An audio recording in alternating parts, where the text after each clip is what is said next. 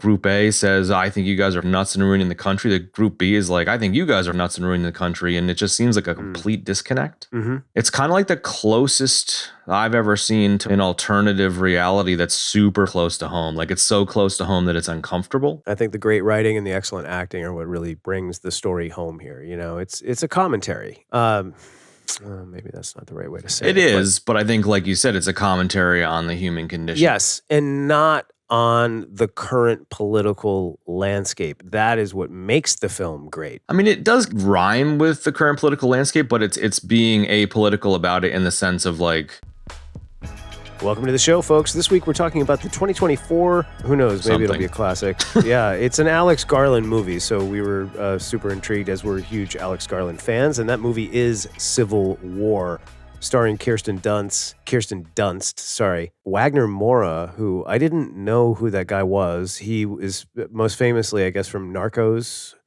Yeah, which I haven't Narcos seen. Mexico. Yeah, he played Pablo Escobar, so I haven't seen that either. Now I'm very much intrigued to watch it. You know, we get an uncredited cameo by Jesse Plemons and, you know, a few other people. So obviously Nick Offerman's in this as well. I think we figured out now who Alex Garland likes to work with because everybody from devs is in this. And I'm a huge Nick Offerman fan, so totally, it's good to see him as well. Let's high level it. Jump in, go. Yeah, high level, dude. Like, I don't really know how to frame it. Like, I saw... You're not alone. Yeah, I heard / saw rumblings about it. If it wasn't a Garland film, I probably wouldn't really have given a shit, and I would have expected it to be like the day after tomorrow fucking post-apocalyptic bullshit fest. But Garland is such an interesting writer, filmmaker, where he just doesn't give a fuck what you think about the stuff he wants to do. And if you connect, cool. And if you don't, fine. So it's kind of Nolan-esque, but in a kind of a different way. Kind of an indie way almost, yeah. Yeah, sure. And he clearly gravitates towards the cerebral, you know, a lot of his stuff is very out there-ish, I guess. And I think this is a really interesting flick. Like, it's kind of dark and scary, but also doesn't beat you over the head with the politics. It kind of approaches a political thing from a political perspective. Political? Yeah, like it was interesting. Yeah. I think the thing that I find most interesting about it, like the highest level, is like, I think it touches on a fear that pretty much all Americans share, regardless of their ideology, which is the other is destroying the country. And it feels like and seems like both perspectives are like valid to that group, and the other group is out of its fucking mind. And when, you know, Group A says, I think you guys are fucking nuts and ruining the country, the Group B is like, I think you guys are fucking nuts and ruining the country. And it just seems like a complete disconnect. And it feels like, you know, the people that are at kind of the extremes of those kind of thought bubbles or whatever media bubbles are very, very adamant about it. And like, I fall into one of those camps, and it seems like everyone falls into one of those camps at some level, whether it's extreme or not. And like, this is an exploration of that space. And it's not like a realistic exploration of the space. Like, the chances of there being this type of civil war, I think it's kind of a long shot. It's not impossible, but it's just a really kind of interesting, he calls it sci-fi. And I think it's not science fiction, but it's speculative fiction. And it's like, it's kind of like the closest I've ever seen to like an alternative reality that's super fucking close to home. Like, it's so close to home that it's uncomfortable. But it's still like firmly in the speculative fiction camp. So it's interesting on a lot of levels. And yeah, it's worth watching. And I think, you know, I wanted to talk about it maybe, and then coming off Beekeeper, which is like the complete flip side of the coin of president killing porn. This is like the opposite, but it's in the same kind of niche of oh shit politics or whatever. I don't know. So Yeah, that's right. kind of like a nebulous attempt at some of my high level thoughts. Mhm. I don't know Mhm. if you can do any better there, but Well, let me see. I'm gonna try not to respond to what you said and just give my high level. So I yeah, do it. think when you originally mentioned it and I was eager to watch it, especially after we talked about how I found out it was an Alex Garland movie. I didn't know it was an Alex Garland movie. So when I saw the trailer for this movie, I kind of did an eye roll and I was like, what is this? Like Mm, I'm just not interested in that because coming from virtually anybody else, it would just feel like, you know, in essence, more propaganda, and I'm just not in the mood for yeah, that.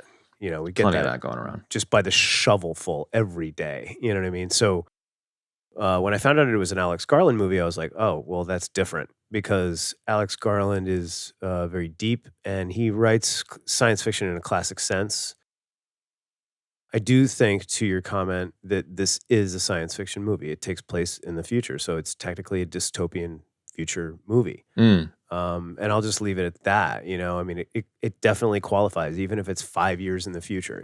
I mean, technically that qualifies it. So that's how I see it. I didn't really get too hung up on that anyway. I think it's super smartly written. It focuses on the right things, in my opinion, making it great science fiction and great Alex Garland. Like it's focused on the human condition within what's happening around them. And it focuses on character and it focuses on the story. And that's what makes it great. And I think this is a great movie. Like I thoroughly enjoyed it when I watched it a few weeks ago. And then, when I had to watch it again this week, I was just like, okay, great. And I threw it on the TV last night and sat and gave it a full absorb, and I was super into it again. Like it was really good. It's really, really good. mm. So yeah, thoroughly enjoyed it. I definitely think it qualifies as a sci-fi, and I think the great writing and the excellent acting are what really brings the story home here. It's a commentary. Um, maybe that's not the right way to say it, but It is, but I think, like you said, it's a commentary on the human condition and navigating a fictional scenario. yes, and not on the current political landscape, and I think that is what makes the film great, because if you'd focused on what's currently happening, that would have been just an absolute pile of dog shit mess that would have been Yeah. bad. I mean, it does kind of rhyme with the current political landscape, but it's being apolitical about it in the sense of like there's no clarity as to, like, for example, Nick Offerman's party is not clear, like the factions are not clear. Garland intentionally chose for Texas and California to combine forces Mm, in opposition, which it was an intentional way to make it so that it's not clear. And he was quoted. People were like all up in arms about this movie, as you can imagine, and there were mm, some people that were like, "Fucking California and Texas would never join forces because they're red and they're blue." And Alex Garland was like, "Dude, if there was some fascist motherfucker shooting American citizens, like, I think it's reasonable to assume that some states would be like, no." And what's implausible about California and Texas being like, fuck no? thank So you. like Yeah. there are some kind of connective tissues to the current climate, but not in a party sense. And I think the fact that Garland is not American by birth, at least, I Mm, think like he's kind of, to me, like the only kind of person that I would trust to take on the subject matter without it being same. just, there's a little bit of exterior perspective, outside perspective, and Mhm. I don't. I can only speak for myself, but like being out of the country for the last 15 years, like Mm, outside of US perspective is an interesting perspective that I have been able yeah. to experience a bit. And so like I think him being from outside of the States by birth is a huge factor here too. And he handled it Yeah. delicately. And I think it therefore is more broadly accessible as a Mhm. way to kind of, I don't know, think for yourself a bit about how you feel about this stuff rather than just having it jammed down your throat or whatever. You know what I mean? Well, yeah, I think too, like one of the thoughts I had was that like it's really more like, okay, here's this group of people that will document the war a war, any war. They're war journalists, right? War photojournalists. Mm-hmm. So it doesn't really matter. And you know, we had the two guys from Hong Kong. We had the girl from whatever, the UK or wherever she was from. So like, you know, it's about these people, and it's seen through the lens, literally and figuratively, of them, right? And their cameras. And it's really not they're not really talking about politics or war the entire time, you know? It's about like, how is the girl too young? Which way should we go? Like, you know, da da da da, Yeah. like real things that you would talk about, but I think it's kind of like his way of saying like, this is what war is like, and here's what a civil war could be like. And Yeah. keep it super fucking vague.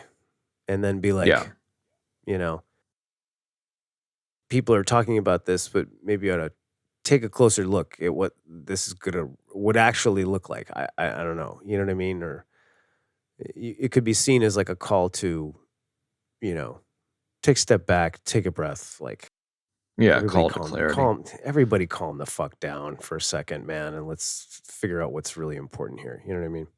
Yeah. Yeah. We all need to eat. We all have kids. We all want our, you know, kids to survive and all that stuff. You know what I mean? Like you said, like this could have been a film in Afghanistan during the Afghanistan war, or it could have been in Iraq, or it could have been Yeah. any time setting of an actual war. Same characters and similar idea. And I think the thing about this is like,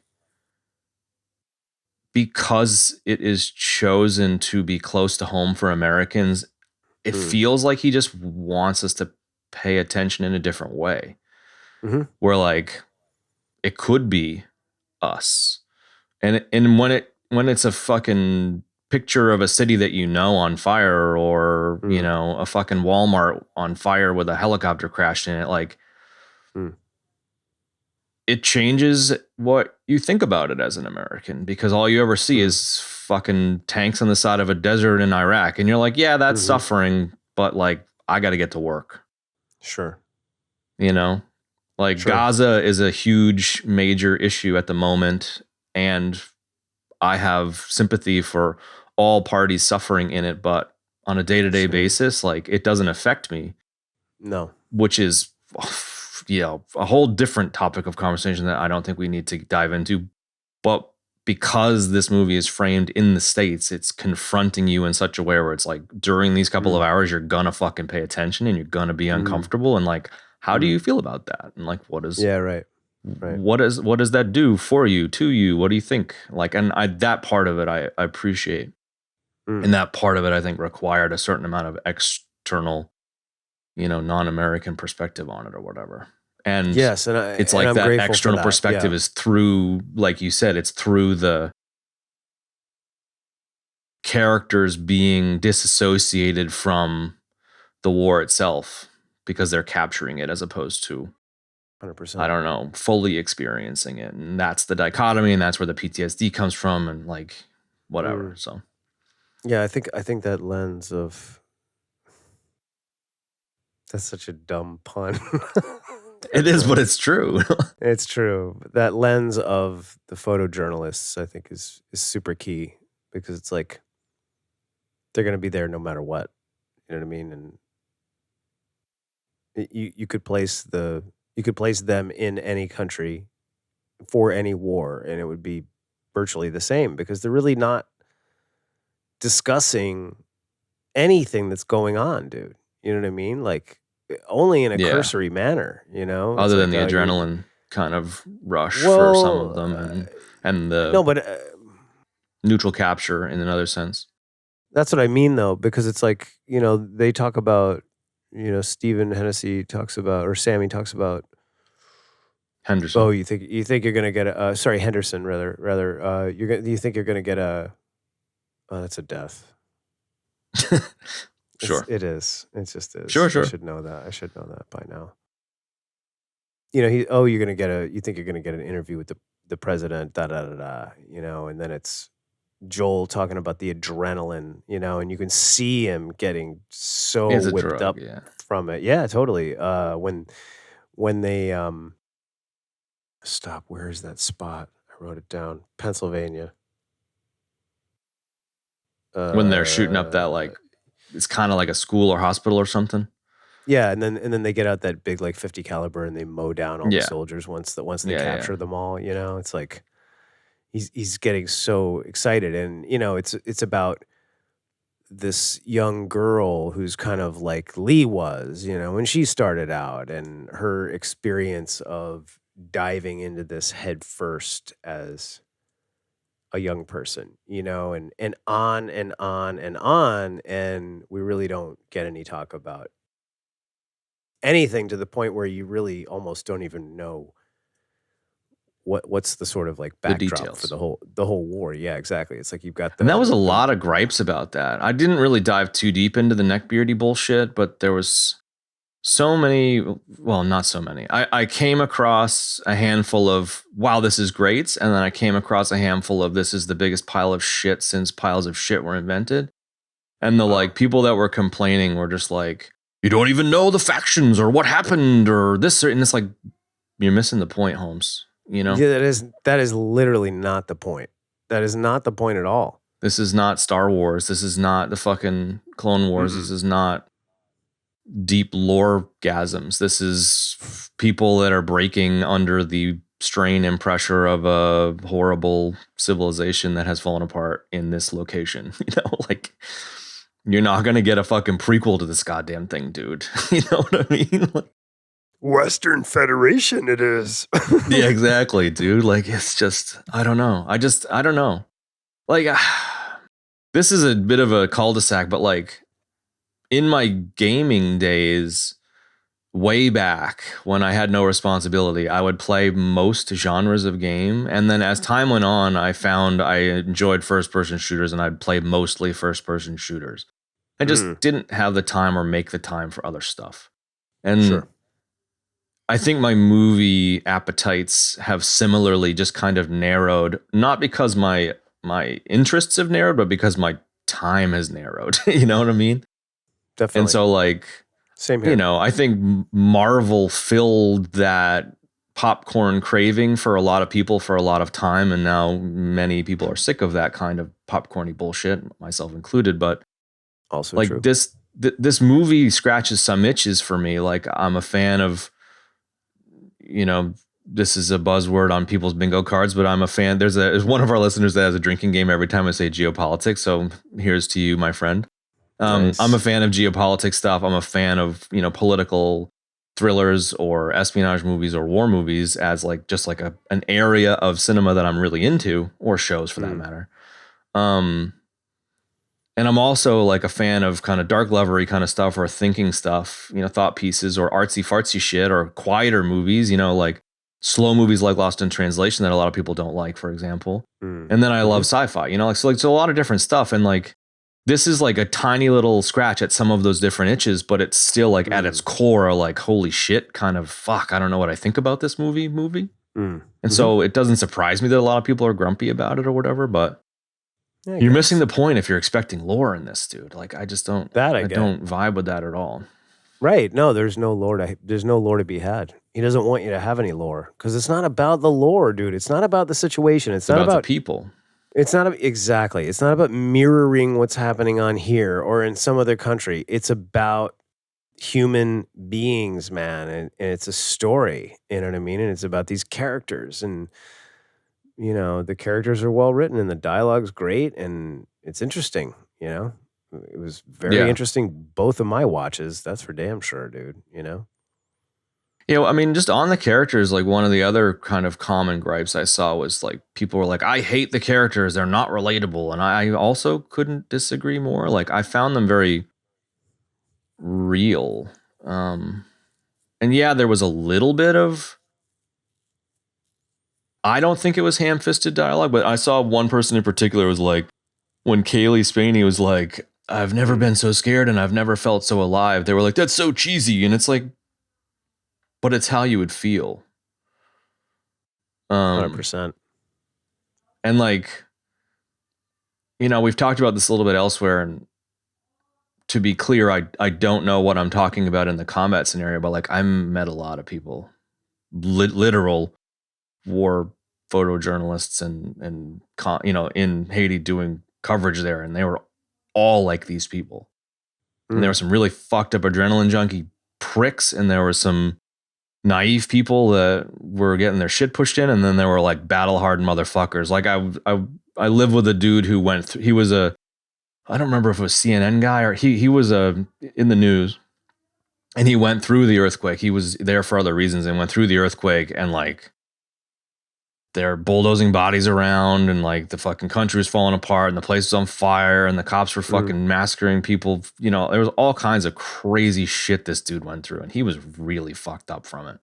Yeah. And so, like, you know, this was very, very accurate to my experiences meeting some of these people. Like, I never went through any of that shit, but like, I just, these characters in this were like fucking bang on, dude. And like the guys that were jumping between the cars and fucking around, like it was just constantly people doing dumb shit. And sometimes you get clipped for it and sometimes you don't, you know. And a lot of my friends from Haiti, a lot of them went on into, you know, Ukraine and Gaza and other actual combat zones, and fucking I was like, no thanks. Yeah, right. And thankfully none of them have been injured. There's been some close calls and stuff, but like, to be like brutally honest, like, and this is just my opinion, and I'm, you know, willing to receive some hate for it, but like, despite the fact I think these things should be covered, you're a fucking idiot if you go into these places and expect not to get hurt. Like, it's a very fucking stupid thing to do. It's high risk. Yeah.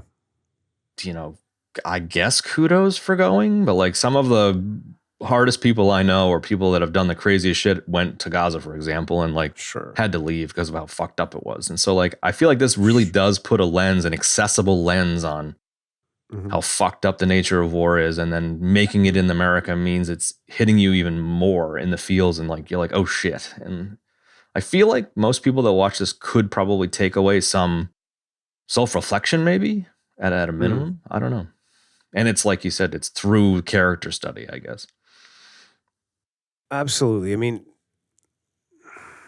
just to add a little gas on this cul-de-sac, I think, yeah, I understand your perspective, and, you know, that's your opinion. And, you know, in many ways you're right. You know, like if you go into those places, like, I think maybe it's more accurate to say you're a fucking idiot if you think you're just going to be like filming shit and, you know, that's it. Like you're part of it, bro. You know what I mean? Like that's it.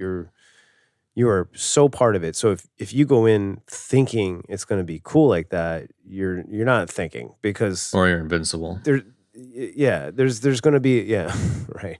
There's going to be a high degree of danger, you know what I mean, in the 80, 90 percentile. You know what I mean? And I think why to touch on like the why of it, I'm gonna have to talk about 20 Days in Mariupol.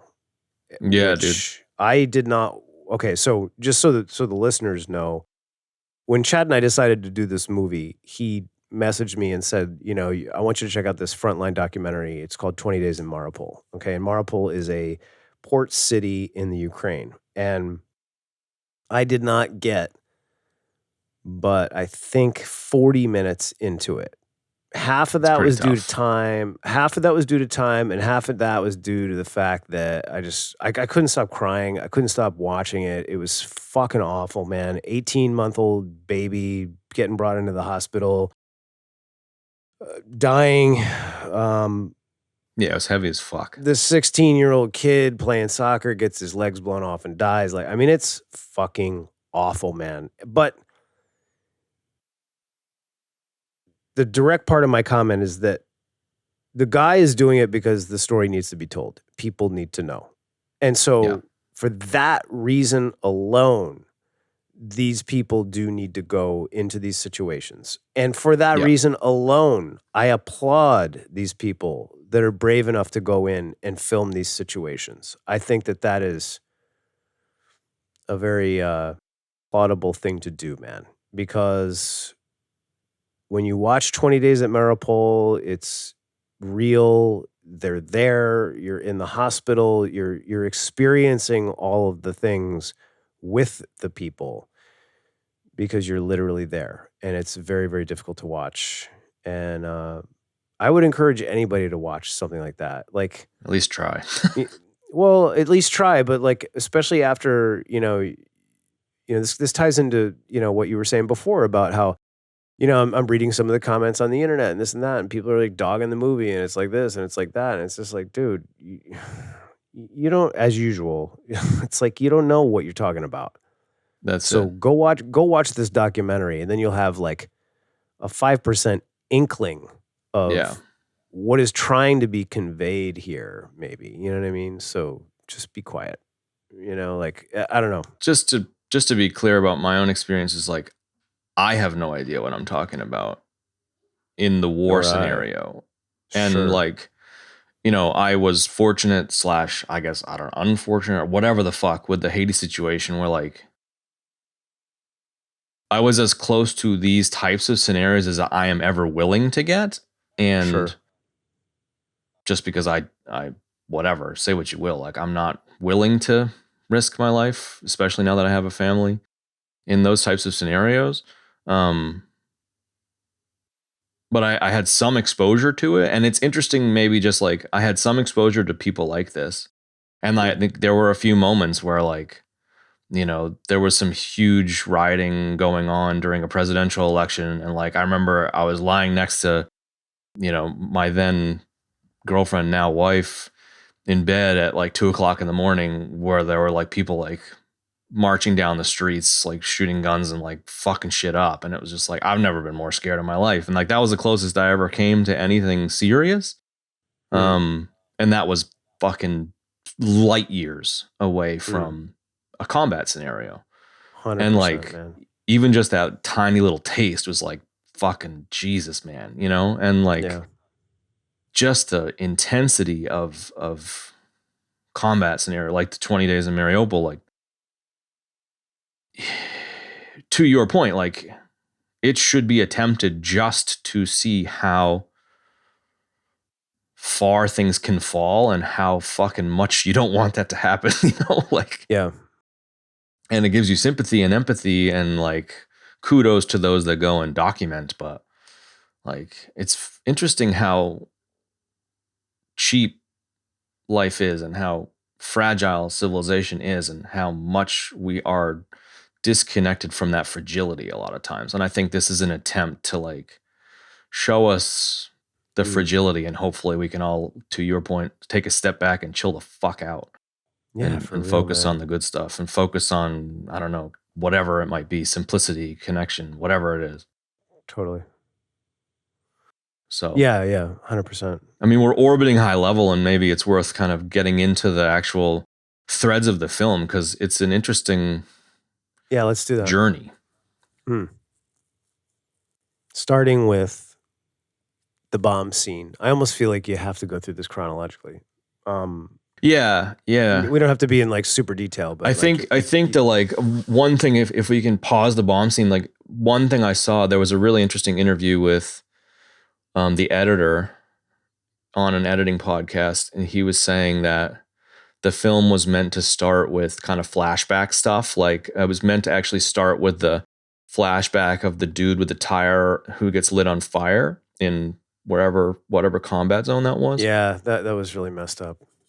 Yeah, super fucked up. And like, just from like the special effects point of view, just remarkable visuals, for example, and really striking. Very reminiscent of some of the famous, like, girl with her arms out covered in napalm Vietnam shot, and the general getting shot in the head shot. Like there's some very, very famous war photography from Vietnam era, for example. And like, so it was meant to start with that. But I guess when Offerman was doing some of his scenes, he was speaking to Garland and was like, I want you to shoot extra shit of me rehearsing my speech. And they didn't really know why they wanted to do it at the time. They just were doing it. And the editors and Garland were looking at kind of the structure of the film at the end, and they stumbled across that footage. I think actually Garland was like, called the editor up and was like, I had a dream last night that I remembered that we shot this footage of Offerman practicing his speech. I think we should use Wow. it. And the editor put it at the front, and it just like, it made a huge difference. And like, I really, like, that was such a striking opening. It's kind of like out of focus, and it's in Offerman's face a bit. And it's like him practicing his like, we're going to fucking win speech. And you don't realize at the time that like, he's not fucking winning anything and whatever. But, it's really interesting opening. And I like the kind of random ass way that it fell into place, where they're like, let's just shoot some more stuff. And then Garland remembering it, you know? So that was cool. And then it goes into the bomb, which is kind of like gets you straight into the like trenches with the photographers, I think. Yeah. 100, well said. Yeah. Cause like Jessie, played by Kaylee Spaney, she's green as grass, dude. And like, Lee is, I mean, I guess the whole film is them essentially passing the torch, swapping places, whatever you want to call it. And the opening scene of like a water truck with a suicide bomber with an American flag, it's very fucking striking, man. Like, it's just, man, it's something else. What do you mean it's striking? Like, what do you mean by that? Well, I just think it like, it's your dad pushing you off the dock, learn how to swim, kid. You know, like, it's like,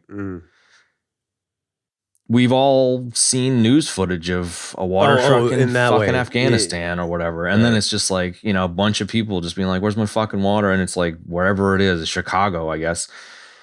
And, no, that was New York. Then this like fucking sorority chick throws on a backpack. You know what I mean? Like, it was not her. What you expect. She had the bomb in the bag, right? Yeah. And you just like, it's this like hard as fucking nails 23-year-old cheerleader with blonde hair who's just like, I'm gonna go and fucking blow up a water truck, dude. And it's like, god damn, dude.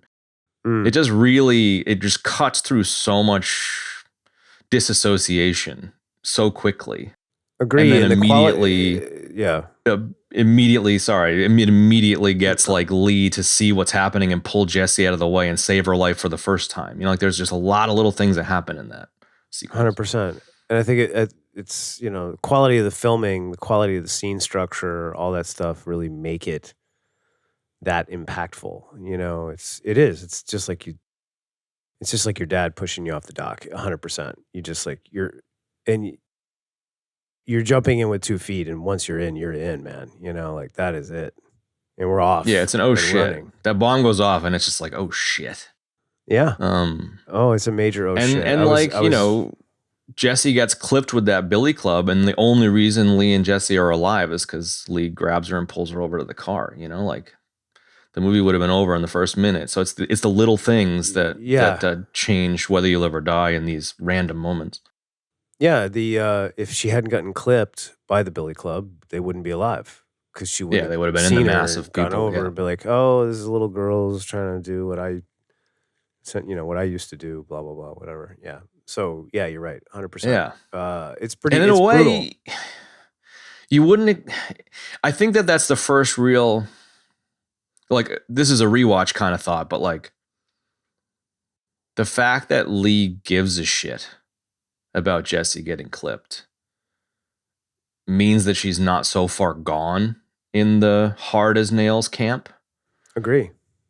So like, even at the very opening, like, she's tough as fuck and she's seen some stuff, but sure, she isn't gone. You know what I mean? And some people are, you know, like, you kind of think of an allegory or threads to like an Apocalypse Now or whatever, or like any of the combat war movies where people are just so far gone, they're just killing machines in the soldier sense, you know, like, you could definitely imagine people that fully break and fully disassociate as a photojournalist, but she hasn't. And I like that even in the very, very, very beginning, she's tough on this kid, but she chose to go in and grab her out of the crowd, you know?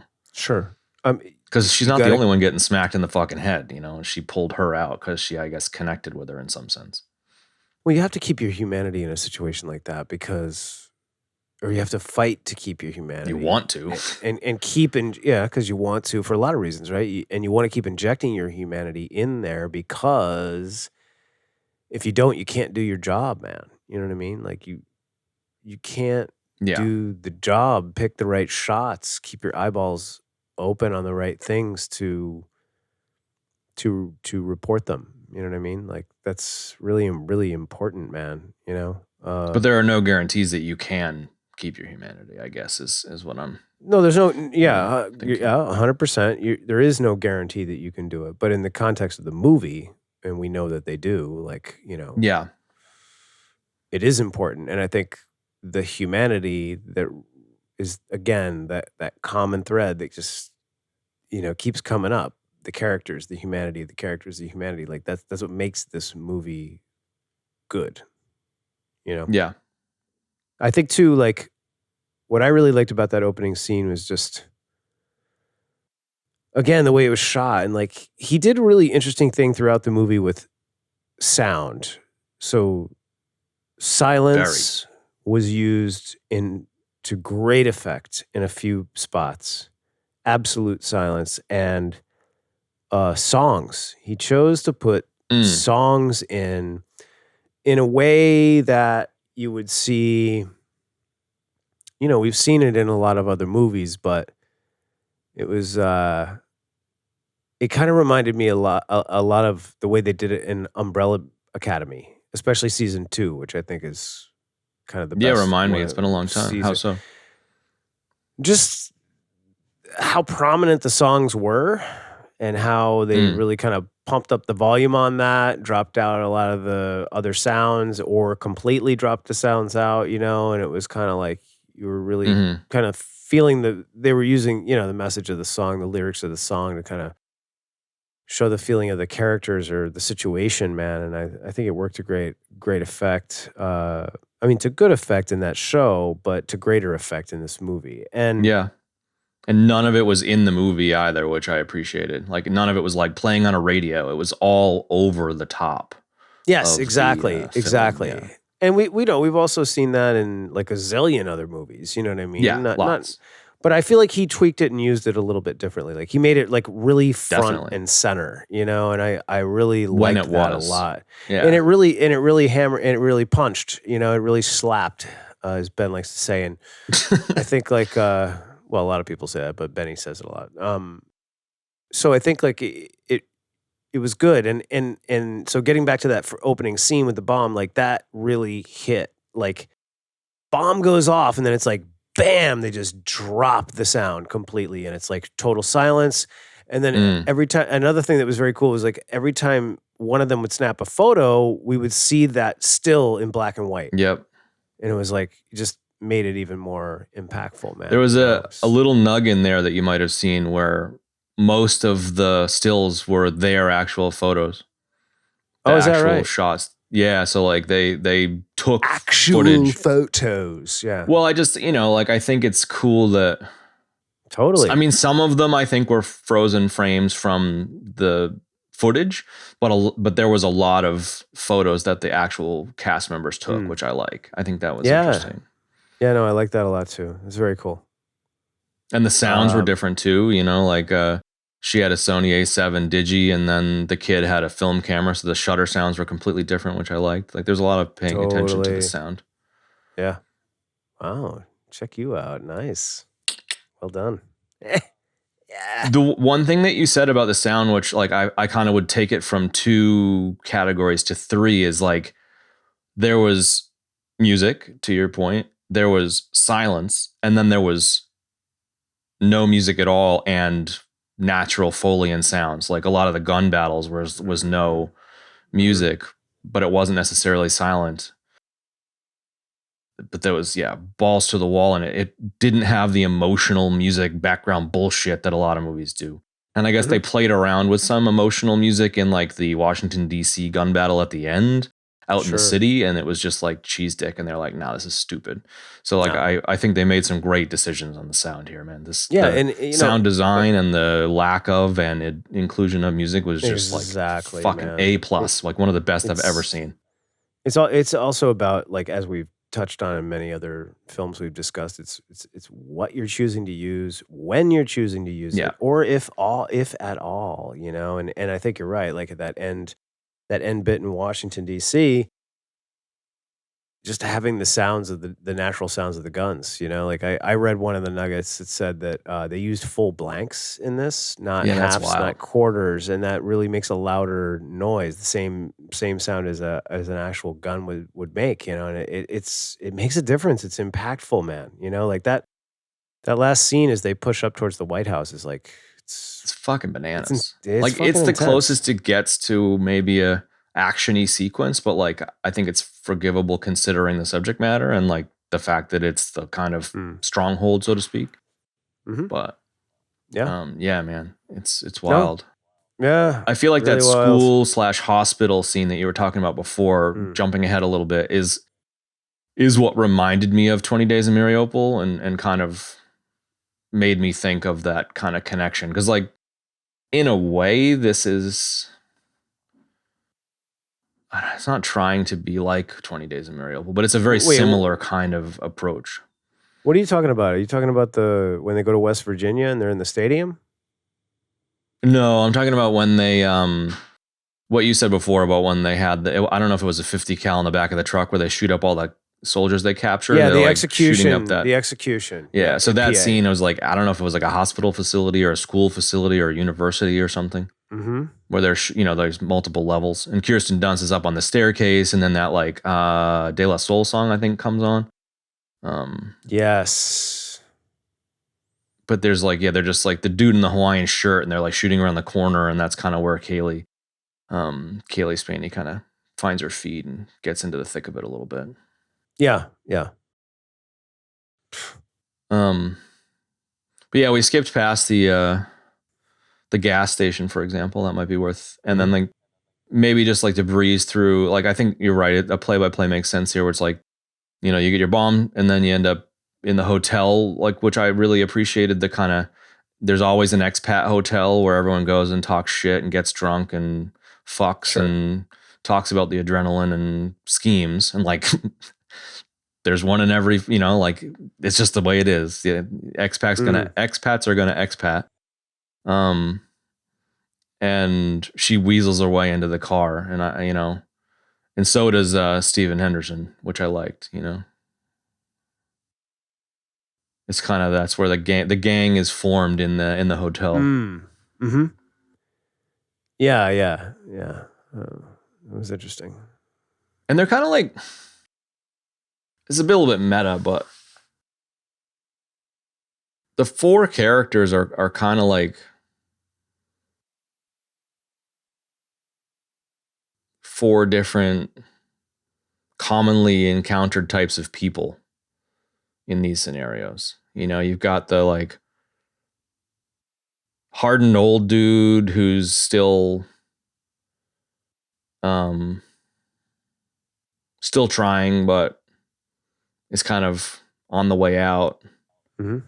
and he's the writer as opposed to the photojournalist. Like at one stage he starts saying something about going to see the president and Lee's just like shut up writer. Like there's actually it Mhm. was a little bit later sitting on a seat in the middle of nowhere in that Walmart Mm. parking lot, but so like she's giving him shit about being a writer. So it's like the dichotomy of like photo media style journalists versus the TV Mm. style journalists.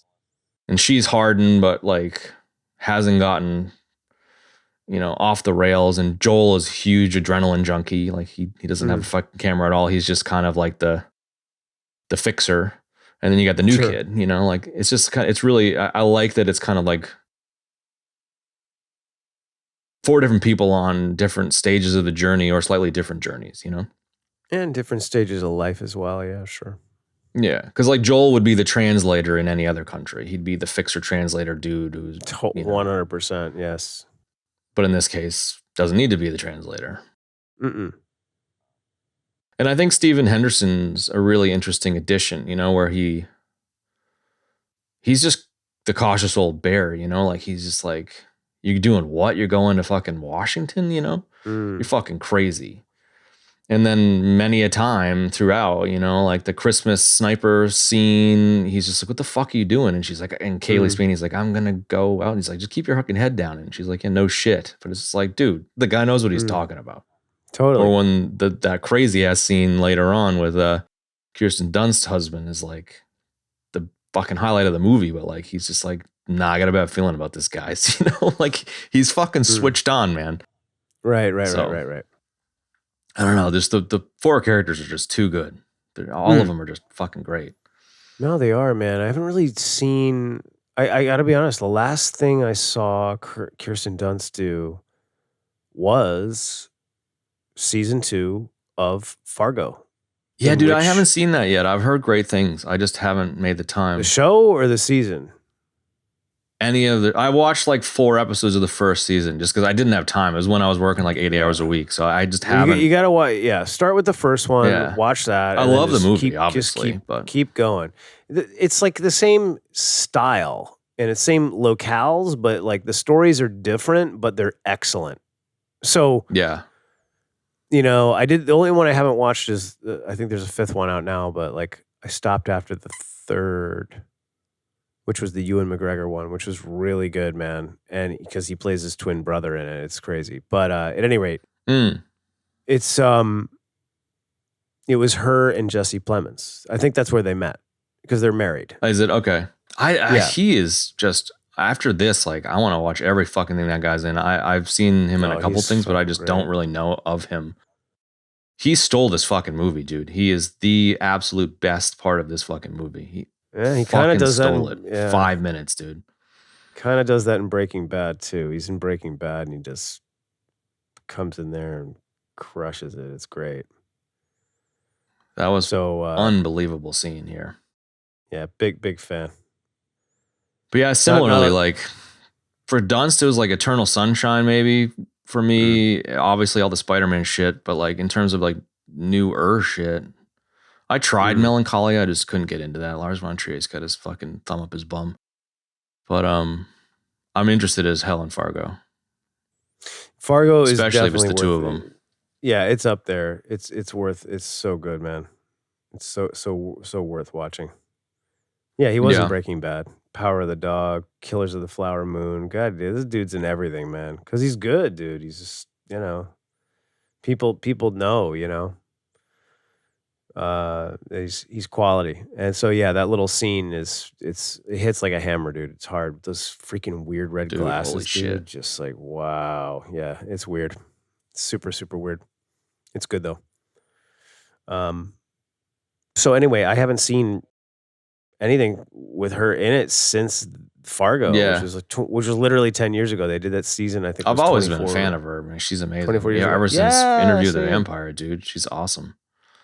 Yeah, it's so weird, dude. You know, you think about her and, you know, watching her all of these years, and it's like, yeah, Interview with the Vampire. Like, she was a baby. Everything, literally Virgin a baby. Suicides, Marie Antoinette. Yeah, she was 11 in that. Wasn't she in the Cameron Crowe, the movie Working for Almost Rolling Famous? Stone? That's it. Thank you. She was up for that, but she didn't do it. Oh, it was Kate Hudson that got that. Yeah, but she actually, interestingly, she was up for that. That's not. I've got a mega nugget about that actually later. Okay. Just to whet your appetite. Yeah. So watching her these many years, you know, I mean, she's really just matured as a performer. She's really good. Oh, she was on Becoming a God in Central Florida. Did you see that? No. It's a series. I didn't watch all of it, but it's a series with her and a Skarsgård. One of the many Skarsgårds. Maybe I'm just one of the many Skarsgårds. But it's she plays the wife of a dude in Florida who's part of a pyramid scheme, and it's just them going fully down this pyramid scheme kind of route. It's really it was really interesting. A bit dark, but good. I like it. But she's awesome. Yeah, the whole cast here, like, I didn't know some of the players, but like between her and and Steven Henderson, like he's also a guy that like I have seen in a bunch of stuff. I just didn't know he was in it until, Yeah. Dune and Devs. Devs would be the first thing that I was like, wow, who is this guy? But he was in all Sure. kinds of stuff that I've seen. I just didn't pick up on it. Like, give me like a couple of examples, like one or He two. was in Lincoln. He was in Extremely Loud, Incredibly Close. Oh, okay. Wow, I didn't know that. Not a ton of stuff, but stuff that I've definitely seen. I just don't remember him in it. Sure. Like I liked Lincoln. That was good. I couldn't tell you anything about it. He was in Manchester by the Sea, which I haven't seen. I haven't seen that either. I haven't seen Lincoln either. But Lincoln was good. And then I think Devs was like the first like I like this guy. Yeah. But Garland's got good taste in casting for sure, man. Sonoya Mizuno was in this for a little bit, and obviously Jesse played by Kaylee Spaney coming from Devs. And then, Offerman, dude, like I was on the flight from Hong Kong to the States, 15 hours, and I took it as an opportunity because there's some 6-year-old Chinese kid was breakdancing on my fucking head for 15 hours next to me. Nice. I ended up watching Last of Us with Pedro Pascal. Right. Yes. So I don't know if you've seen that yet, but there's this awesome couple of episodes with Offerman, dude, and fucking holy shit, that dude is a powerhouse. And like he's in this for barely any time at all, but he just has this thing about him, man. Like I don't know, I really, really have come to appreciate him as an actor. He's just really good. You're talking about Pedro Pascal? No, Offerman. Oh, Offerman. God, dude.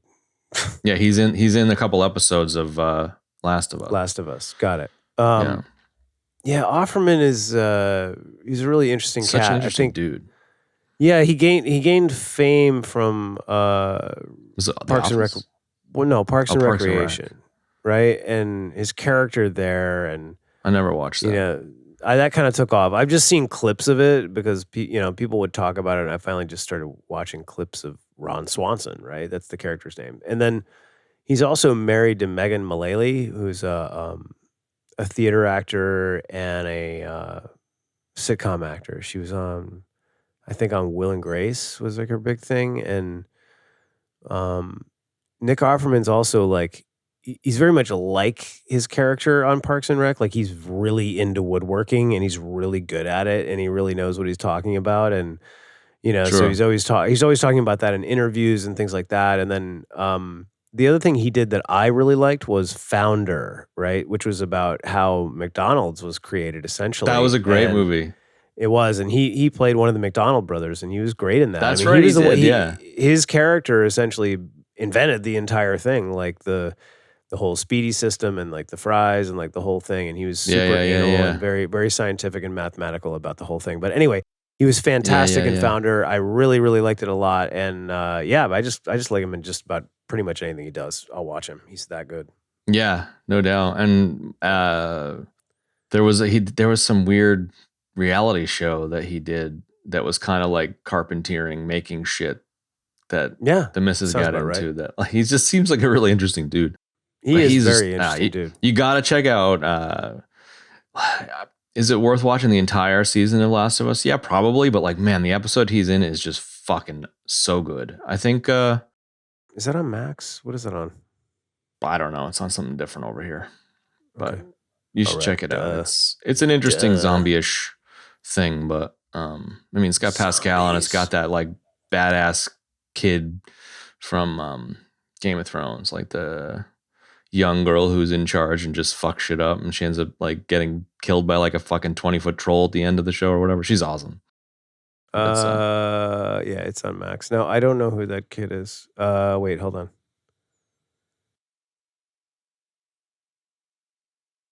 Catherine O'Hara's in it? Wow. But his episode in that is just so good.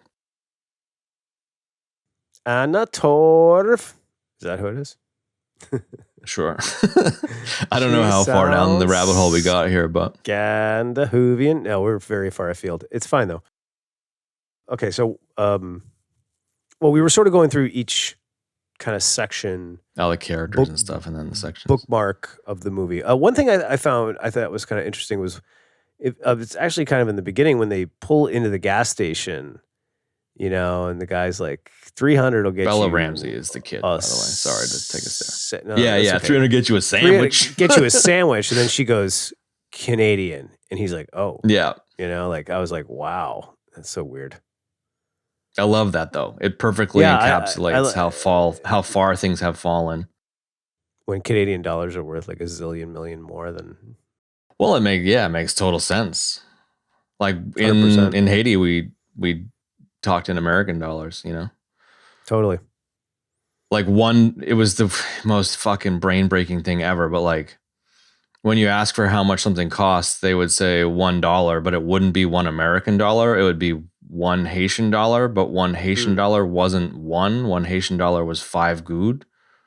So if you said $5, it meant 25 goud, which makes no fucking sense at all. And it's because they had like connected the dollar to the goud when it was worth something different. It was just the most fucking backwards thing in the world, dude. Wow, so it was the same kind of thing where like the shit falls apart so much that like it disassociates. And I loved that too. And he's like, you can't even get a sandwich for that. It's like Canadian. And he's like, oh shit, now we're good here.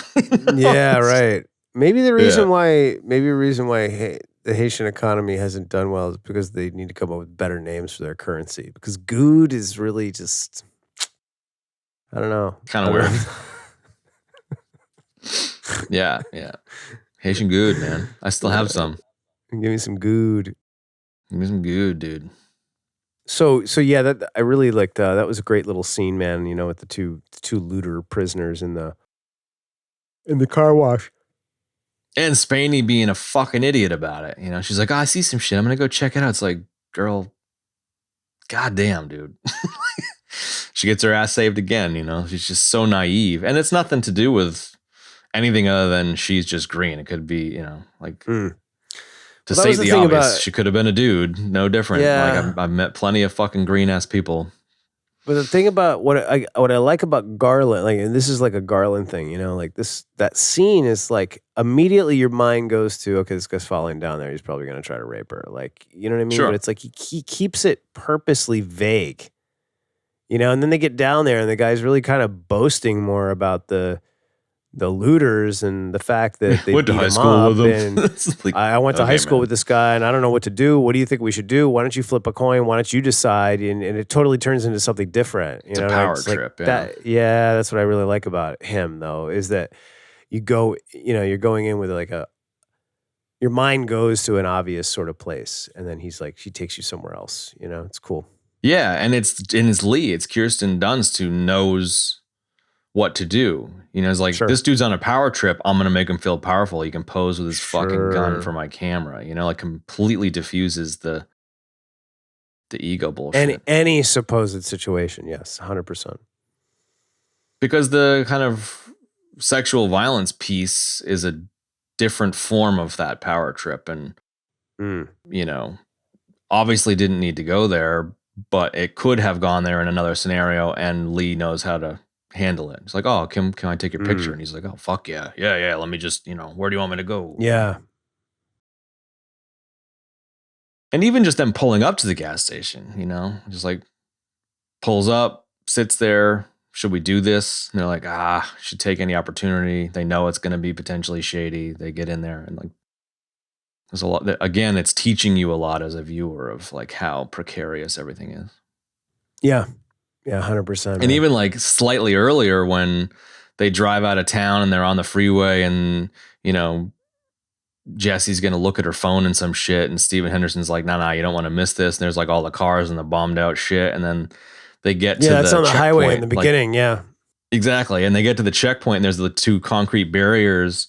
And it's just like, there's this microsecond where the military let them through and Jesse, the kid, she's this little teeny like smile on her face of like, yes, I got out. She's like, I'm in it now.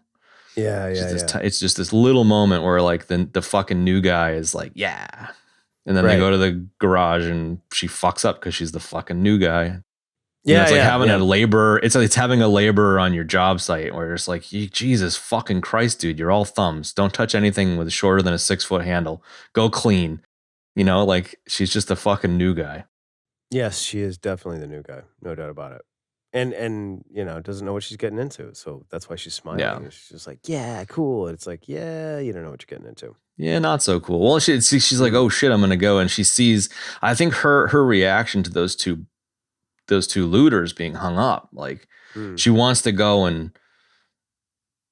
be a journalist, and she goes and just sure. fucking like she's like shaking, obviously, and I think many people would. I would Mm. fuck, and she's like, oh shit, I really got myself into trouble here, and then.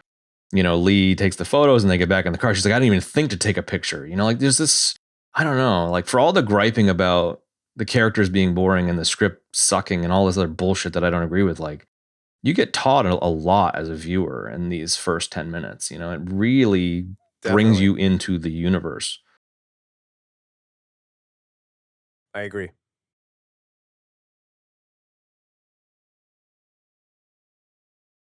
So where's a gas station to Yeah, so sorry I got hung up. So Walmart? so yeah, I was It's just thinking gas about station to the like helicopter in the parking lot, I think. well, yeah, there's that and she tells her to shoot that and then they kind of stay the night there and that's the next day is when they get into the whole execution thing in PA and then after that we go into the West Virginia camp, which I really like. I was just thinking about the movie and I was just thinking like, you know, each stop they make is almost like a little snapshot, you know, Yeah. of sort of what's going on. Kind of. I'm not sure if I'm Yeah. in My love with first that thought viewing, or I was not. so invested that I didn't notice just how much it were like these little capsules of scenes. But the Yeah. second viewing, I much more was like, oh, this is just like a pastiche of scenes.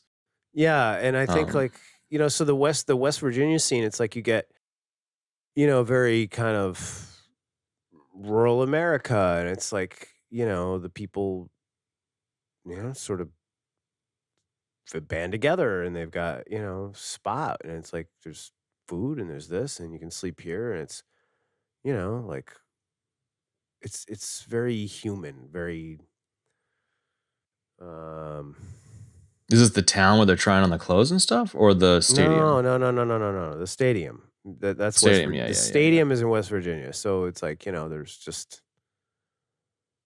I don't know. There's a very, very human kind of like, you know, you can park over here Yeah, and here's this and there's no tents to rent, but there's hot food and like, you know, so yeah. It's yeah, like it's an there's IDP there's camp, yeah, internally kind of. displaced But there's like a camp. sense of community there, and everybody's like, you know, happy, you know, and smoking weed and you know all that, and A little it's bit of safety or respite. yeah. And then they move, and then the contrast is like kind of going to the next spot, which is the I call it the time warp town. You know, like they're just Yeah, like let's and kind so of so Handmaid's Tale-ish or whatever. well, like kind of, but I mean, like in the stadium, they're kind of like, you know, this is what the situation is, and we're dealing with it as it is, you know, and making the best of Yeah, it, right? And then you go to the time yeah, warp and the town, and it's town is like like, we're we're just trying to ignoring forget it. No, it. Yeah, no, it's not happening. We're just trying to forget about it. You know yeah. what I mean? And like, Which there's a like lot to you have there's a sympathy lot to be for. said for that. No, there's Yeah, I sure. have sympathy for it, but it is a method, and I was thinking about this as I was watching it last night. That is a way to deal with it. You know what I mean? Because it's kind of like you know, I thought about that for a while and I was like, well, okay, but like if everybody got together in that town, they were just like, well, let's just keep pushing forward doing exactly what we were doing. All right. And not like completely ignoring the fact that this is going on, but like let's just keep doing what we're doing. We'll mow our lawns, we'll walk on the streets, we'll do this, we'll act like Yeah, civilized society. Like that's one way to sort of go about it, man, you know? Like I yeah. don't know. The downside is obviously like at the boundaries of that town, there would be an awful lot of fucking It's like chaos. Yeah. aggressive, stay the fuck out of hereism. You know? Yeah, sure. I mean, like, you know, like he said when there's a great line, like one of the best lines in the movie is in that part, you know, like is in that section and that's when, you know, they go outside and they notice all the guards and the snipers on the roofs Yeah, and the and camera then just kind of pans up a little bit. Yeah, right, but she says to Sammy, this reminds me of everything that I forgot. And he goes, "Oh, I was going to say this reminds me of everything I remember." mm, And I was like, spot on. Yeah. Really good. Yeah, no doubt. You know. And then, obviously after that we get into the two, way more fucked up sides. We get into the Wonderland of Golf, which was the sniper versus sniper scene at the mini golf kind of whatever thing. And then That was cool as shit. Yeah, then like I love that scene, man. it was great. Everybody's quibbling about what, and then finally the shooter finally goes, "Could everybody just shut the fuck up?" Yeah, no And then doubt. he finally gets the shot, man. I've and got it's some like, good news. yeah, I got great news. And then we go into. I love that. Did you see the thing? It might have been in Nuggets Not Fun, but they found all of those Christmas decorations on location. Yeah, They just yeah, rolled up yeah. and they were like a fair or some shit had a financial difficulties and it had just abandoned all of this shit in a field, and they were like, well, let's just use that. I just love that. Yeah, That was cool. I did read some of that, which I thought was pretty. That scene, like, I just think like every once in a while there was, it might even have only been this, but there was some levity. Like, I love this. Joel is like running around or whatever, and he's like, who are you? Who do you take orders from? He's like, dude, we're just trying not to get shot, and he's like, oh, we're pressed. He's like, oh, that explains why it's written on the side of your fucking vehicle. Yeah. And then like the dude says something else and he's like, oh, I got it. You're retarded. Yeah. And turns to Jesse and is just like, so what do you think's happening? It's like someone shooting at us. He's like, yeah, that's pretty much it. This is so fucking funny, man. That's like one of those, like, sometimes a rock is a rock moments. You know what I mean? Like, yeah. You're digging too hard. There's nothing there. Yeah, it's man. We're being shot at by a crazy person. We're being shot at, and we're trying to shoot them. Like, it's not much more to it here, home We're slice. not on a mission. This isn't like critical to the survival of mankind. Whatever. No, just trying not to get our heads blown off. Exactly. We're gonna get him, or he's gonna get us, and that's that. Yeah, it was really. Yeah. I don't know. It's an arguably non-important scene, but I love its inclusion. Not all of these scenes need to be heavy, I guess, No, they don't. And it's heavy enough, but I feel like every scene is there giving us another perspective on something, So I feel like they're all important. Even if I can't glean exactly what it is, like it's like they're all there for a reason. He's pretty thorough like that. That's what I like about it. No doubt. Yeah. Well, Lee in that scene too, like she just before we move on, she's involved, but I love the like couple of little moments where she's like just lying in the grass and it like focus pulls to the flowers, like she's there and she knows it's going down, but she's just like, another one of these fucking situations. Whereas Jesse's like in the thick of it trying to take photos and shit. I like that Lee's just kind of like, fuck, I hope this is over soon. Yeah, definitely. And Joel's just running and gunning. Running and gunning and trying to figure out what the hell is going on. As if. Yeah.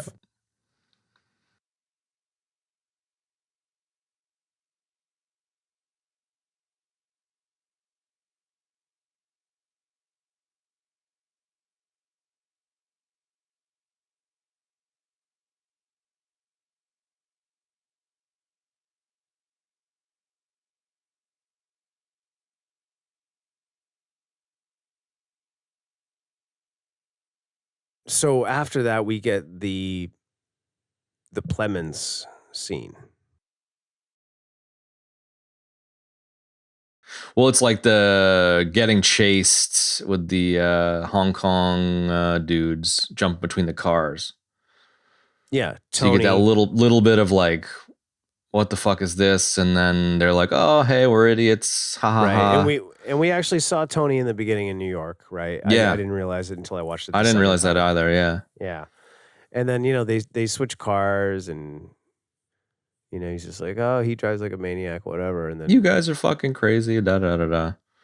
Which again is stupid shit expats do, adrenaline junkie shit. But then Lee's just like, I want her back in this fucking car. And he's like, no, it's fine. It's fine. It's fine. And then it ain't fine. Yeah, then it gets real weird real fast. And it's like the beauty of it is like you can't. I don't know. I like that scene because you can't really tell. Like, what makes it scary for me, what makes a person like that scary is like you can't really tell what they're after. You know, Mm, like is it like you think that he's kind of like anti non-American, but yeah. that doesn't exactly fit, right? It's like it's just like nothing really quite fits, and you can't figure it out. And just when you think like everybody's fucked, like homie comes flying in the car and just knocks him into freaking oblivion, man. You know, Mm, yeah. just I just mean, just super intense. Yeah. I don't know how far we pick it, but like, I like there was a couple of technical things that you may have seen where they chose to shoot it from really far away. And so I No, I didn't. guess, yeah, so I guess like it's obvious, but I hadn't considered it. But I guess so often the crew is right there and the actors have to ignore the crew and stay in character. Mm-hmm. And because of the intensity of this scene, they decided to bring the crew as far away as possible. And so, like, I'm just making this up, but like, let's just say 20 feet, 15, 20 feet away is the norm. And they were able to get 200 feet away. Mm-hmm. And so they shot the thing on super long lenses and then they had like, remote audio and all that kind of shit. And so, Sure. like, the cast in that scene were basically able to really be there together and not have a whole bunch of random ass sound people and camera people kind of Mm-hmm. pulling them out of their scene, Mm-hmm. which I think is a really smart choice. Like, I'm sure there was some cinematography elements of like a long lens flattening the image and it changes the feel and the vibe of the scene or whatever, but I'm not even talking about that so much as just the cast could be there in that like unbelievable amount of intensity together Mm. without a whole bunch of crew there. I think that's super cool. I do too, and I think it clearly lent a lot to the scene. Yeah. Yeah, for sure. And then Mm-hmm. the way that the actual scene dopes out, like, they find the car, they come in and they see them off in the distance and they're dumping bodies. And like, Right. and Lee has a telephoto, like a mega telephoto sports style lens. And she's using that to see what's going on. Mm. And the other people are like Mm. at that truck and they're trying to figure that out. And then they're like, we need to go talk to these guys. And Steven Mm. Henderson's like, dude, no. Mm. Then they're all like, no, we'll go. We'll be able to talk our way out of this. And like, I don't know, man. Like, you could Sort of see kind of yourself works. trying. You could see Sure. yourself trying to do it because, you know, Tony's buddy, or is it Bohai or whatever his name is, he's there. He's like reasonably seasoned, it seems, but you've got the new kid. The new kid's in the shit, and like they need to help Totally. the new kid. And then just how quickly that let's go talk to him doesn't fucking work. I think is just like, Joel's like, hey man, and the guy's just like, what? Like, oh, is this Yeah. guy? Is this guy? Yeah. You're talking about this guy? And then just pops him. And it's just like, oh Yeah. man. Yeah. He Yeah. just Yeah. fucking annihilates that dude. And it just immediately changes the tenor of the scene. And like, I was watching it last night for the second time and like, my fucking heart was racing, dude. Because I knew Yeah. the scene, but it's just like, you're just like, holy shit, Wow. this is fucking intense. Yeah. It is. It's definitely And for a intense. fictional scene to be that intense, like, Mm. to the kind of point of the 20 Days in Mariupol, like that's real life shit Mm. and that's intense. But like to be able to recreate a level of intensity with fiction, like those are impressive. Mm. And it's like you said, you have no fucking idea what this guy's got going through his head. No, you don't. That's what's cool about Plemons. You gotta watch Fargo and some of these other things he's done. Yeah, Like yeah. I know we had a brief touch on Breaking Bad like a month ago, and I can't remember. One of you Yeah. said, "I don't watch it," or "I'm not gonna watch it." Me, I don't, yeah. I Yeah, watched enough of it and I liked it. It was just a bit too dark for me at the time. I love it. It's an excellent show. I just couldn't yeah, handle it. it's worth watching his bits in it. Maybe, Yeah, maybe, sure. And maybe. Tuco as well. Like I still haven't even seen him Oh, in it. oh my God, yeah. For shit pushed in, totally. Gotta watch it. Yeah, man. It's so good. Yeah. So anyway, yeah, I think that Plemons kind of drives the spike home with the intensity in the scene, dude. He's just And he would have fucking taken them all out too if it wasn't for old mate in the car. Like I love that it just breaks that. It breaks the tension, and he pays for it. Yeah, and it's yeah, you're right. That's it. I mean, I wouldn't mind a very, very brief conversation about the holes in this. There are a couple of little holes in the movie. Well, wait, let's talk about Sammy getting shot, and then that's exactly what is the hole for me. Okay. All right. No, that's so good. like That's good. the biggest hole in this movie for me, which I kind of like, I was like, wait a minute at the time, and then I saw someone talking about it afterwards. Is like there's zero attempt to stop the bleeding for him, and I think that's really unrealistic. And it kind of was like, I agree. Wait, what?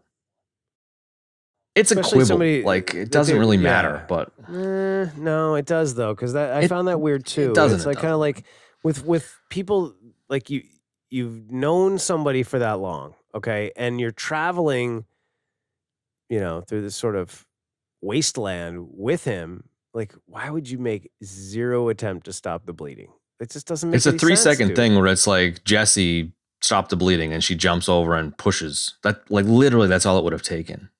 Yeah. It's just an attempt. I just found it got a little like ethereal and dreamy and whatever. Yeah. And then it was like, whatever. It doesn't break it for me, but it was kind of a weird choice. Yeah, it was. It was weird. It was really weird. But I like that he sacrificed. He didn't mean to sacrifice himself, but I like that when the shit got hot, like he was willing to do it. Like he wasn't just some old fuck, writing blog posts and shit. Like he was seasoned and did what needed to be done. And definitely it solidifies his character as one of the, sure, solid members of this crew, and then he ends up, getting popped. 100%, man. And then there was that like very ethereal driving through the fire kind of scene afterwards where he essentially dies. It's beautiful. It was beautiful, man. It was gorgeous, but it was, sort of, my words are not or something. My words are failing me tonight. So, yeah, the fire scene was absolutely gorgeous. Yes, that is definitely a hole that they never. It was just a weird one. Just never tried to patch him up. That's kind of a major one, actually. It's like, why didn't they try to patch him up? They would know better. I mean? That's the thing. Like they literally watched a dude do it at that hospital or whatever, where like the guy gets shot and they're trying to plug him up. Yeah, you're seeing everybody do it all the time. Like, why would you? You know what I mean? Like, you would think it would be more relevant now because it's happening all the time and people know how to jump in and do it. You know what I mean? Yeah. So I don't know. It makes even less sense, shit. Really. Yeah, exactly. So I don't know. What else you got in the holes sort of category? I'll talk about one later in the White House, which is very quibbly. I don't think it's just about the camera. And then there was another one, but I can't remember. But I think like to Sammy getting shot, like I like that it is the major catalyst for Joel kind of breaking. And I like the kind of like, like Kaylee Spaney's obviously super shook up after that because she gets fucking blasted. She gets bonked into a mass grave. Like that was pretty heavy duty.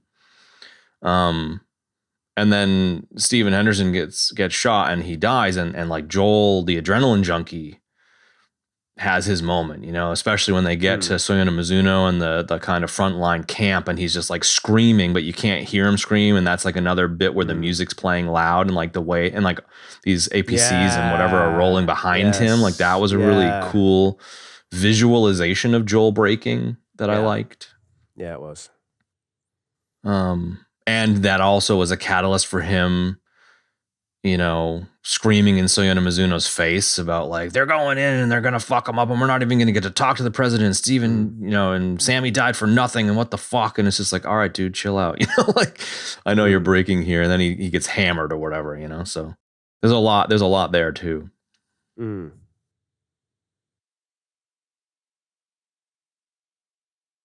Because I never really picked up on, in my first viewing, I didn't realize that the president interview, I actually misunderstood the New York conversation about we're going to go to DC. I actually thought that an interview had been arranged and they were going to do it. I didn't realize that they were going to try.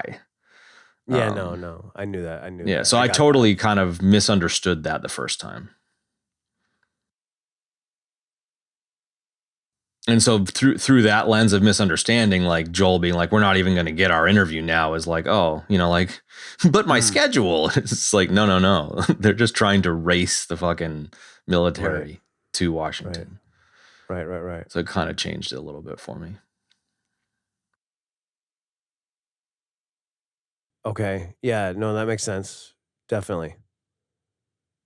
I can see how that would make sense. Yeah, no, I always thought it was that they were going to attempt to get an interview once they were down there, so it was kind of like a total crapshoot.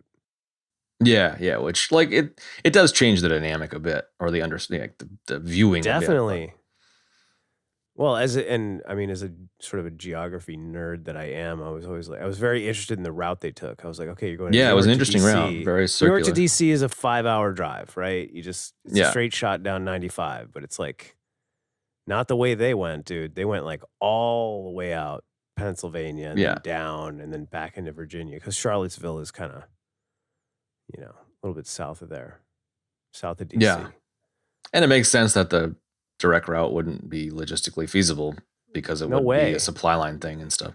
Not through all that shit. No way.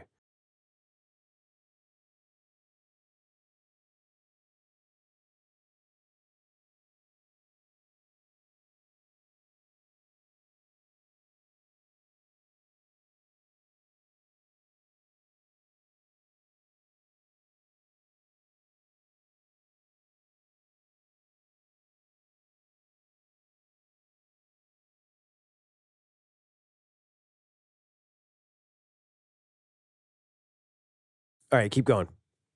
Well, I just, they have their moment with the war crime mass grave thing. Sammy's dead. Joel freaks out. And then they're going into Washington.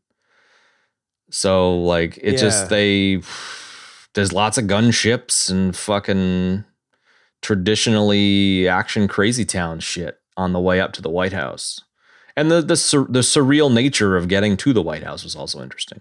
Yeah, and it was surreal and sort of like there was like a lot of predictable things, sort of predictable based on crap we've seen in other movies, right? Which isn't necessarily real, but it's like president kind of makes a run for it, and then we find out it's a decoy, and it's like, all right, I'm not really super surprised by any of that, and then, the soldiers are like, wait a minute, where are those journalists are going? There's something going on up there. They're thinking about something, Yeah.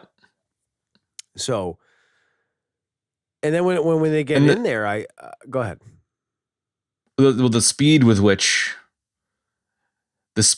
they dispatch people in this movie is another kind of thread. And so, like, I think it starts with, not to go too far back, but like there's that couple minutes of silence after the hospital where they're like climbing the stairs, kind of Children of Men style. And there's a guy just like moaning in some room and they find him and he's like, no. And they just fucking shoot him. Oh my God. Yeah. It's a soldier, man. And so they just fucking shoot him straight up. And then there's quite a few other moments where they just like shoot someone straight up. There's no fucking talking. There's no bullshit.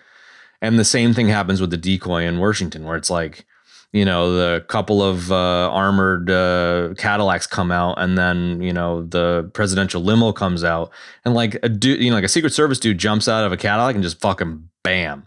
There's none of this up close in your face, shoot 'em up action movie bullshit. It's just like people are just Yeah. getting fucking dropped. And it's like I found that like hyper realistic in a way, you know, like you just don't know who or when or how, but it kind of has that Mariupol kind of thing where it's just like, yep, dude just got dropped. And you know, that kind of they go into the White House and they come across that I assume she was a Secret Service agent who's just like, we want to negotiate for the president. And that Right. soldier's just like, you know, she's like, oh yeah, we'll take real good care of him. Bring him on out. And she's like, well, we need safe passage, and Yeah. just fucking boom, you know, like Yeah. interspersed with the still photography, you know, like so often it would just, I kind of like it was just like blasting someone and then Yeah. it would freeze for a moment in the camera. Like the actual still photo would give you that second to process what just happened. And then the body Yes. falls, you know, like there was just some really Yeah. interesting stuff there. And I think one thing that was a little bit confusing to me and sort of still is like, so did Lee die in the hallway? Yeah, she's dead.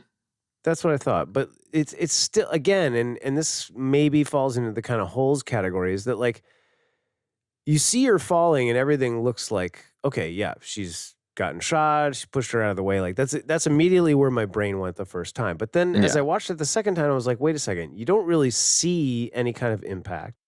We don't see any bullet come out the other side of her. And then she lays Mm. down on her back right next to Jesse, Jesse. right? Right? Yeah. Yeah. And I so think then I was like, it's just well, what? similarly. Yeah. I think similar to the Sammy thing, like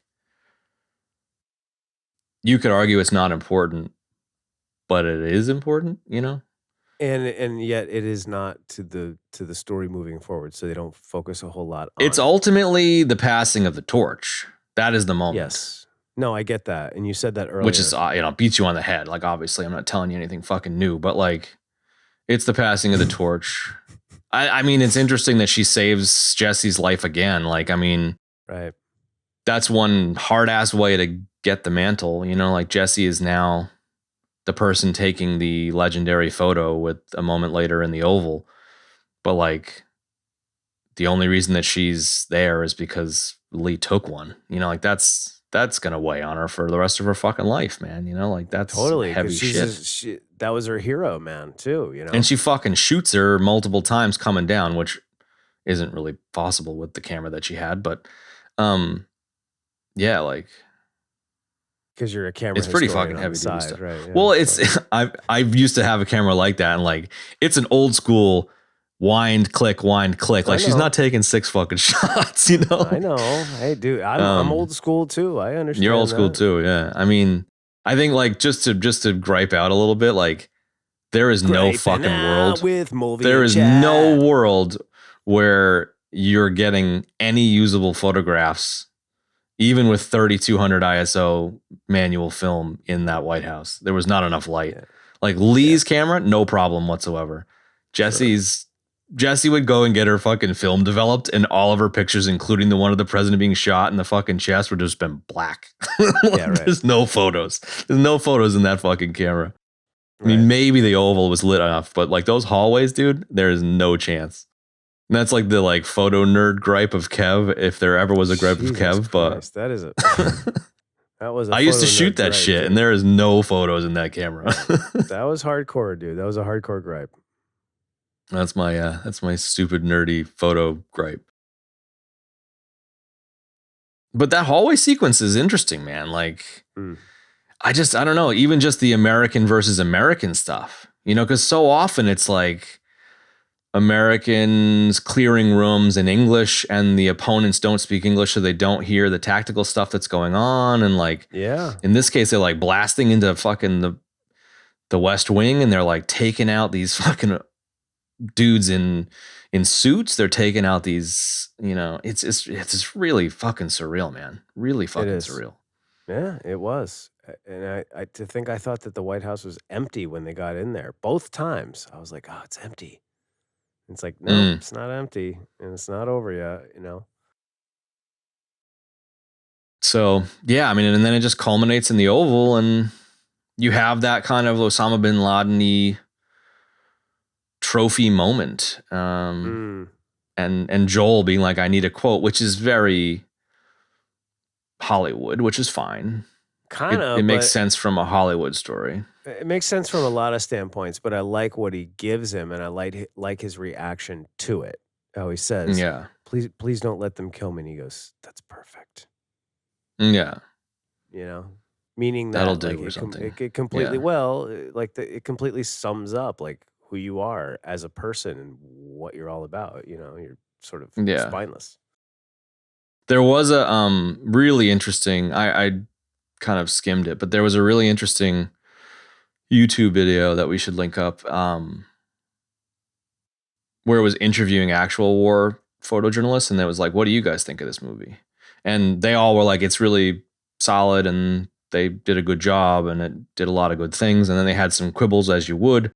But the one thing that was kind of universally frowned upon was that I need a quote. They were all just like, you know, you would have to have just no fucking morals and be a piece of shit, and it just wouldn't happen. And like, so based on that, like, I get that it's Hollywood, and I'm like, okay, I'm okay with it. I'm okay. It kind of like, it's kind of like a Hollywood-esque Sure. exclamation point on the scene, I guess. And like, I don't need it to be hyper realistic per se. I think I appreciate its inclusion, I guess.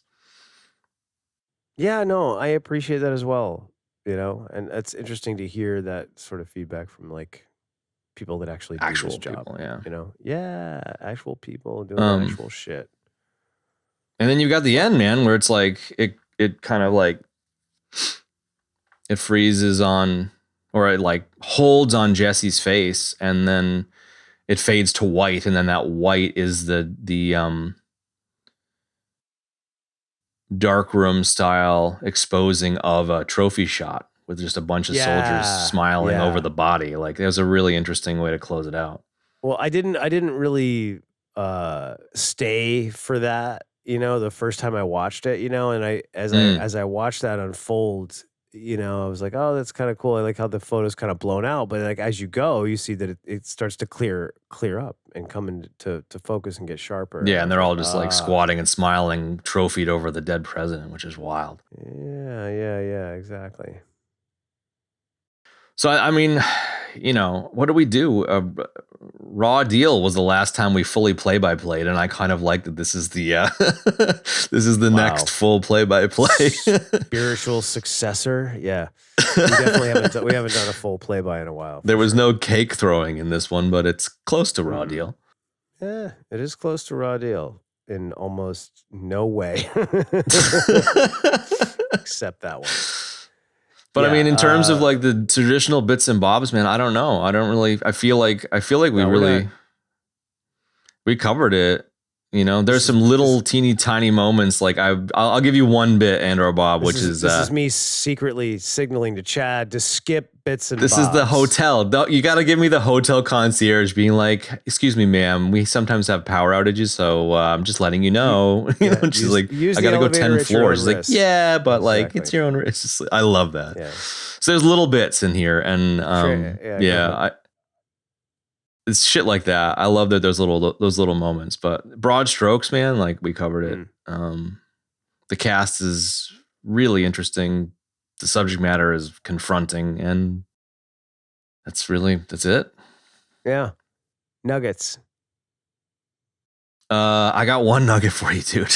I'm choosing one. There's a lot of nuggets. I'm choosing one. No, I got a Kirsten Dunst nugget, which is just too good not to share with the class. Go for it. So, man. Kirsten Dunst was up against what's the girl you said a minute ago for Almost Famous, Goldie Hawn's daughter? Yeah, it's Kate Hudson. Kate Hudson. So, if I remember correctly, Kate Hudson got the role because both Kirsten Dunst and Alicia Witt turned down the role. And I was like, Alicia Witt? Who the fuck is Alicia Witt?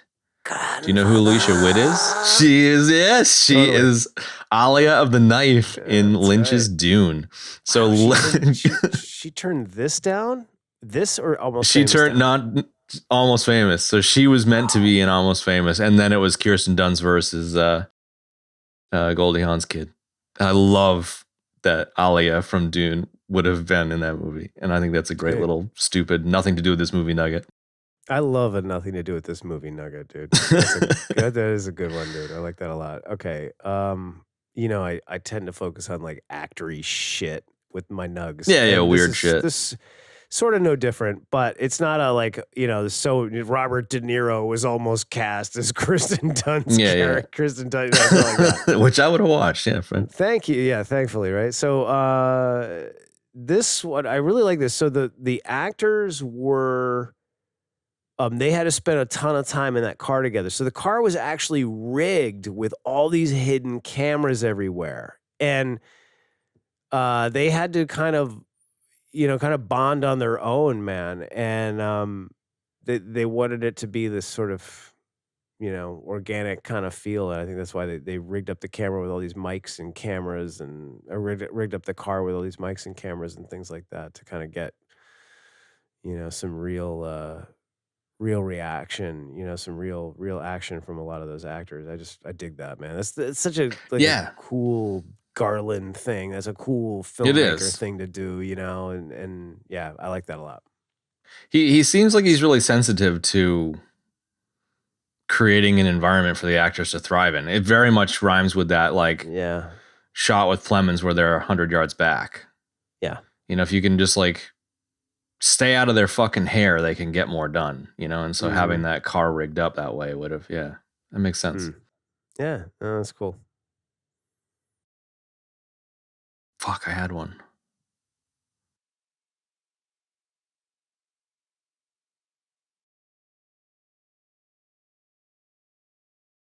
Oh, yeah.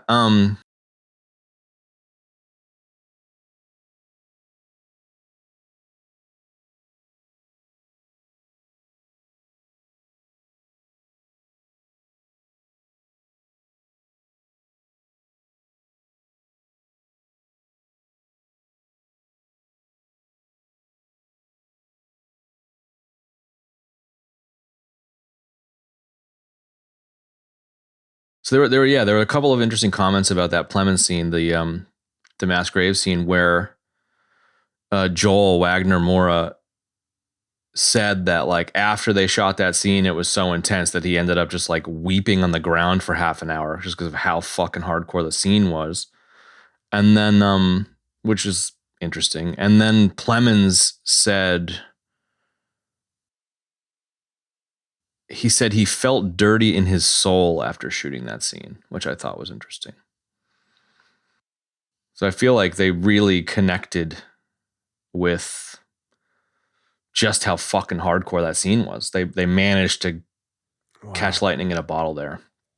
And I just like the intensity of the scene, leaving some of the cast in tears and then leaving Plemons feeling dirty while having to put on that like level of evil with his fucking wife in the scene. Like they just had their second kid. Like I can't even imagine how wild it would be to act something like that out in general, let alone with your wife who recommended you. I guess the guy that was meant to play that character bowed out a couple days before, and she told Garland, "Hey, call Plemons." And Plemons was like, "Yeah, I'll do it." And like he had no time to rehearse and just came in and fucking cranked a home run. It was just really, I don't know, for such a powerful scene to have that little bit of background is pretty fucking cool too. Yeah, that is. I mean, I don't know. You do seem the whole movie is worth just that one scene, man. I mean, that's what it's like in like theater situations, like more often than film. Like you get in these situations and with these other actors. It's fucking intense, dude. It's really intense. I bet. So I have yeah. No ability to understand that, but I can imagine.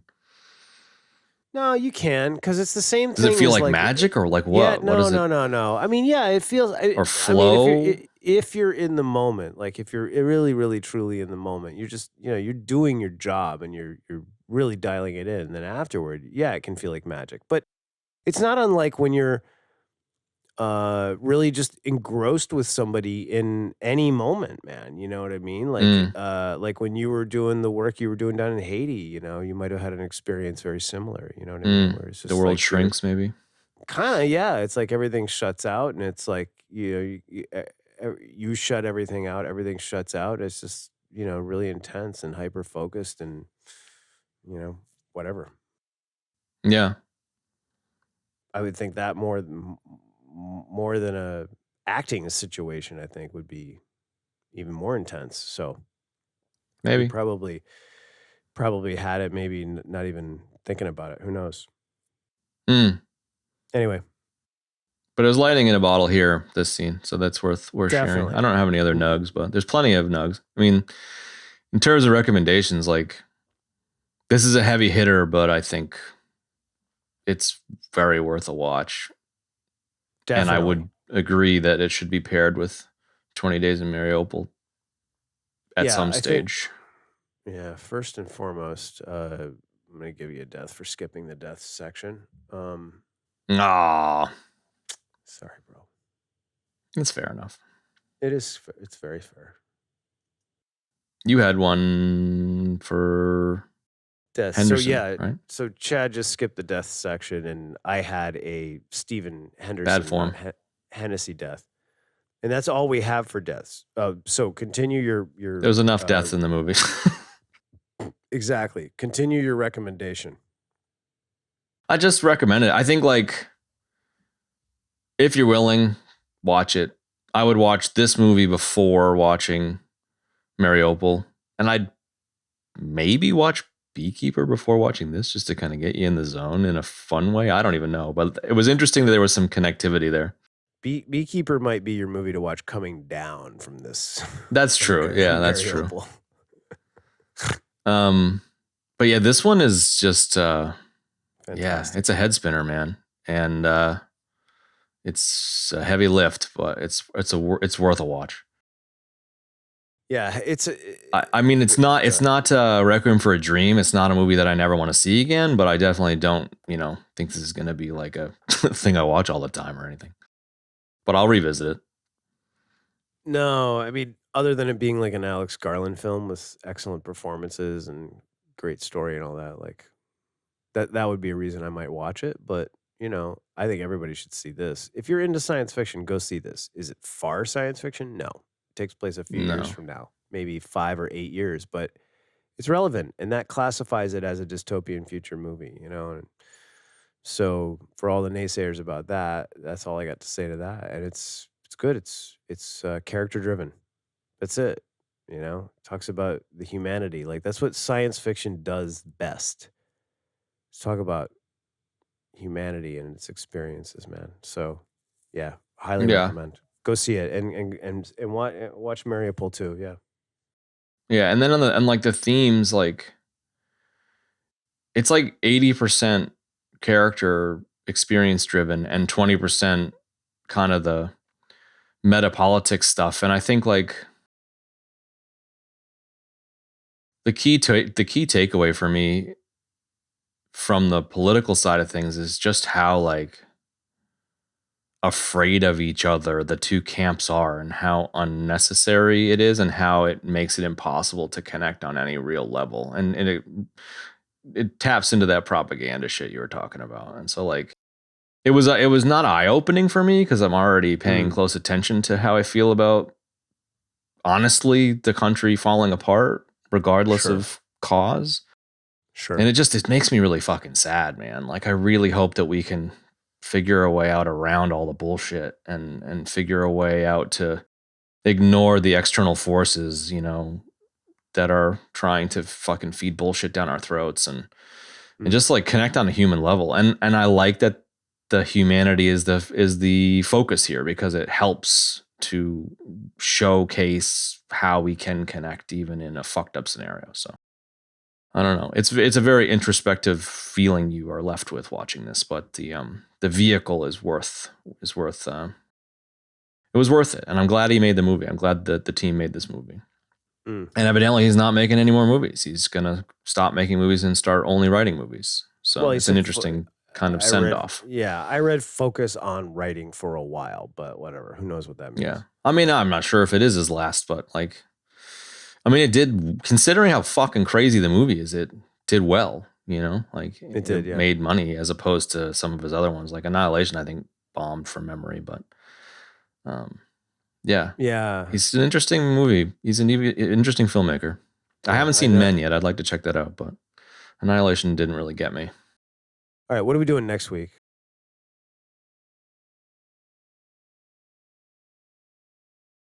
What are we doing next week? I have no idea. Let's do something fun.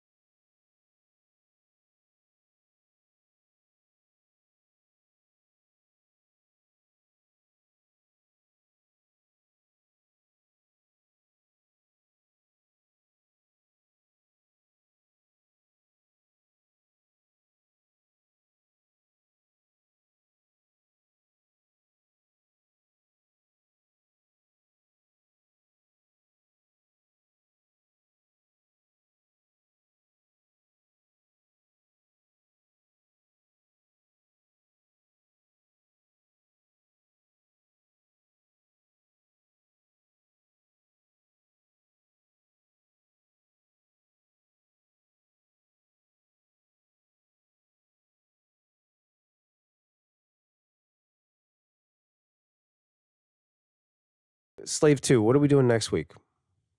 Let's do something a little more fun. Let's do the Trek reboot, 2009. Sounds Because great. it's fun. It is fun, and it's cool, and it's Chris Pine. Well, there you have it, folks.